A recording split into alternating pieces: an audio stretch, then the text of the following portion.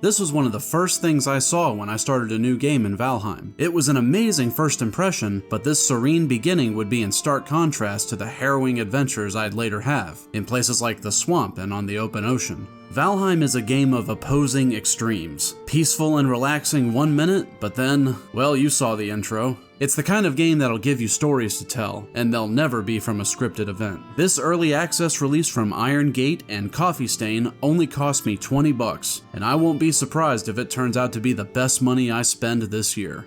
You play as a long-dead Viking that has been given new life in the purgatorial realm of Valheim. Old enemies of the gods have slowly been making a comeback after being banished, and Odin has sent you, one of his most valiant warriors, to deal with them. A warrior who is strong of body and sharp of mind, but still vulnerable to falling trees.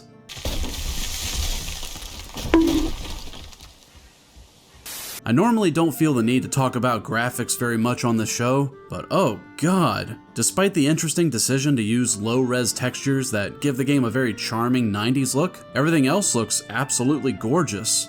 If there's ever been a game that uses lighting more effectively than this one, then I've never played it. Sailing down a river with the midday light shining through the trees is one of the most beautiful things I've ever seen in a video game. I lived in the country when I was a kid, and let me tell you, morning light can very much look like this. But like I said, opposing extremes. The Black Forest is a dark and foreboding place where visibility is often choked by densely packed trees, and the swamp is absolutely soaked in an oppressively evil aura. My first time there was pretty stressful, but it was nothing compared to the journey that I took to get there, on the ocean.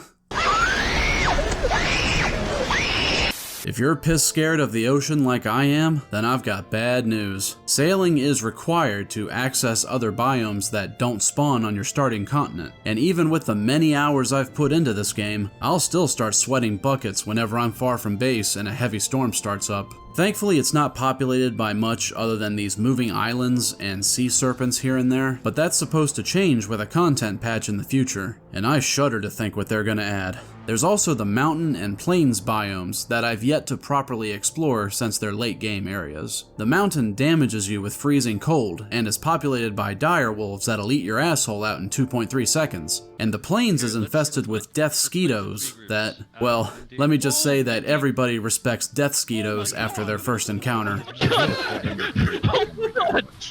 What fucking island are we on right now? That's a fucking giant ass mosquito.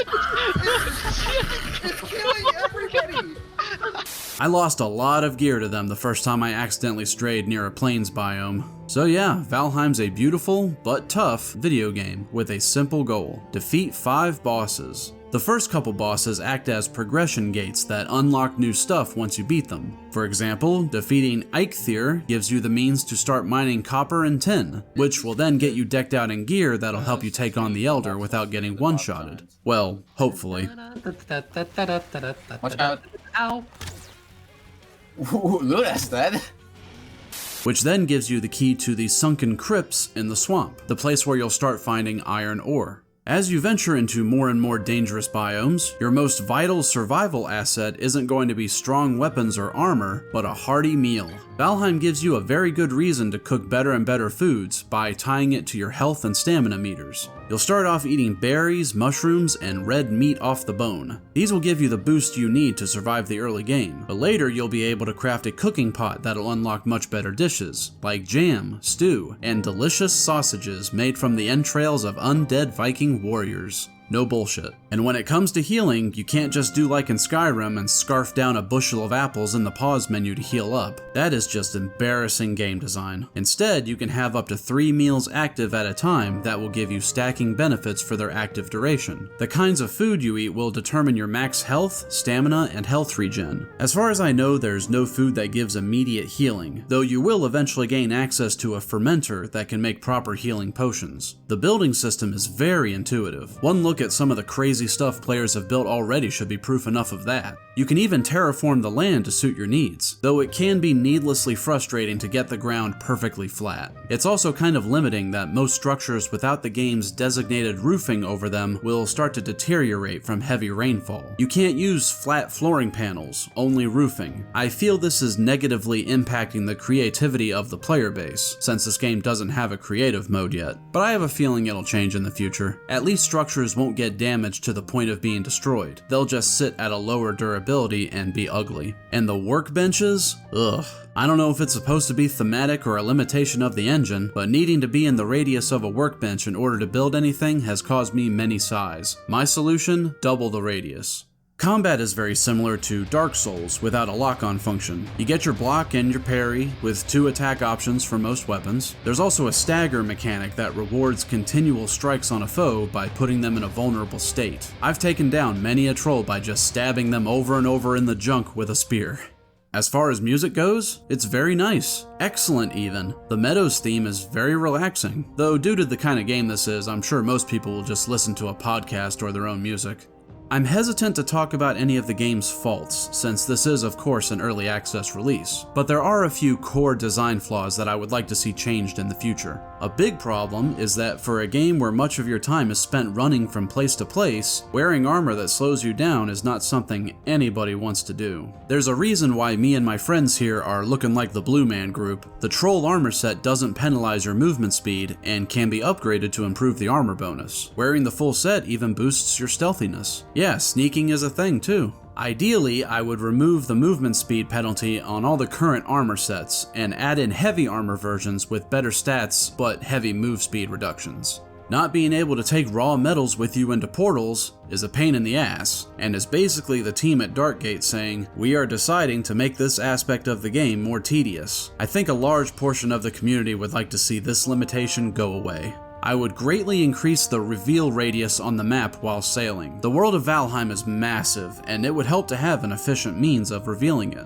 Probably the most annoying flaw would be the stamina bar. Without the rested buff you get from chilling in your base, stamina regen is obnoxiously slow, especially at night. It's annoying when you're trying to mine at night and the noise keeps bringing all the boys to the yard. Your stamina will likely be low, so dealing with these pests becomes walking around until you have enough stamina to attack. I would greatly increase the length of time the rested buff sticks around, or have something like an adrenaline rush mechanic that gives you a surge of stamina whenever an enemy shows up. There's also an issue with enemies being weak to certain damage types. You'll slowly, and I do mean slowly, level up your skills as you use them. Running, jumping, chopping wood, and using different weapon types will all improve over time. Having such a system for weapons encourages sticking with one type, but this design clashes with enemy weaknesses. I use a polearm because I like the range and the wide sweeping attack, but it's a piercing weapon that does poor damage to slimes and skeletons, not to mention the bone mass. This is forcing me to switch to a club if I want an easier time against these enemies, and I don't think I can beat the bone mass at all using a piercing weapon. Maybe I'm wrong and the weapon skill levels are negligible, but if that's the case then why have them at all? I chose the weapon type I want, and it kinda irritates me that I can't use it for all situations, especially with the high resource cost of crafting and upgrading a new weapon. Though I gotta admit, this iron sledgehammer, it's pretty cool. Stop! Hammer time! Despite these issues, I have still devoted a healthy chunk of my time to Valheim, and I have no doubt that it'll become one of my most played games on Steam in the future. As long as Iron Gate dials back some of the tedium and doesn't disappoint with the future updates on the roadmap, I believe Valheim will be able to sustain its popularity well into the future, unlike some other games. Sorry Fall Guys, you were just too unfair to stay fun for long. Thanks a lot for watching. This was supposed to be about Hydro Thunder Hurricane, but I don't know man, this Valheim game just kinda absorbed all my time, so I figured I'd put it to use. Trust me, we'll be talking about boat racing next. But until then, this is A Skeleton, signing out.